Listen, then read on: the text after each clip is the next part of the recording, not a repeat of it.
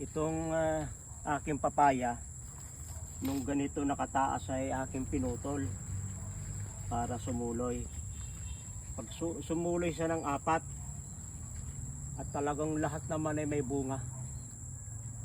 1, 2, 3, 4. Lahat ay may bunga. Baka may ilang piraso na yan. Kaya hindi ganong maganda na kuha ng malunggay. Nalililiman, puputulin ko yan. Kaya sa isang puno lamang ng papaya na inyo maitanim, posibleng kayo ay umani na maganda. Kung ito'y gagawin kong atsara, ay talagang makakabili na ako ng ilang kilong bigas.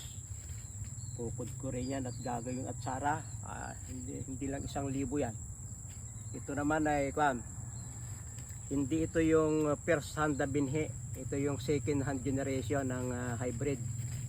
Pero at least may bunga din. Siya nga pala, pag kayo'y magtatanim ng papaya, ay sa mga bilihan ng itong seedling, ay kayo makakapili nung panghinog o panggulay.